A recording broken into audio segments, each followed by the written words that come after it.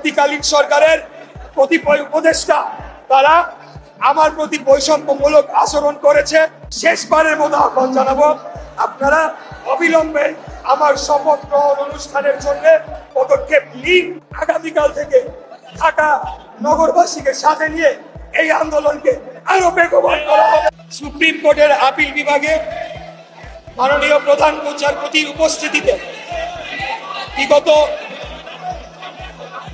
ঢাকা দক্ষিণ সিটি নির্বাচন 2020 সালের অনিয়ম হওয়ায় আমরা যে নির্বাচন ট্রাইব্যুনালে যে মামলা করেছিলাম, সেই মামলার যে রায়, সেই রায়কে বাংলাদেশের সর্বোচ্চ আদালতে বৈধতা দেওয়া হয়েছে এবং এর বিরুদ্ধে যারা আপিল করেছিল সেই আপিলকে খারিজ করে দেওয়া হয়েছে।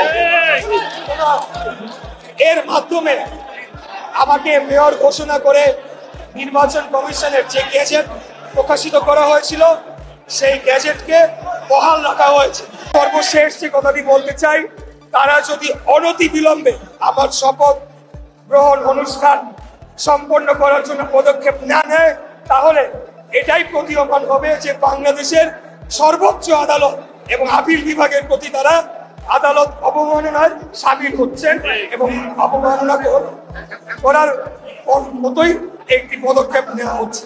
যে বর্তমান অন্তর্বর্তীকালীন সরকারের কতিপয় উপদেষ্টা তারা আমার প্রতি বৈষম্যমূলক আচরণ করেছে এবং তারা নির্বাচন কমিশন,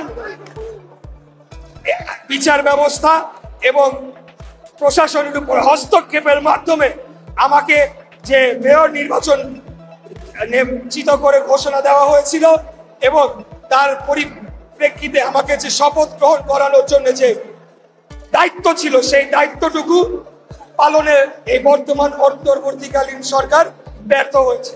আমার কথা একটাই, একজন মেয়রকে তারা শপথ গ্রহণ করাতে ব্যর্থ হয়েছে, তাহলে আগামীতে 300 এমপি কে শপথ গ্রহণ করানোর জন্য তারা কি কার্যকরী পদক্ষেপ নিতে পারবে কিনা, সেটা নিয়ে জনমনে যথেষ্ট সন্দেহ তৈরি হয়েছে। বর্তমান অন্তর্বর্তীকালীন সরকারের সকল পর্যায়ে যারা এটার সাথে সংযুক্ত, তাদেরকে শেষবারের মতো আহ্বান জানাবো, আপনারা অবিলম্বে আমার শপথ গ্রহণ অনুষ্ঠানের জন্য পদক্ষেপ নিন।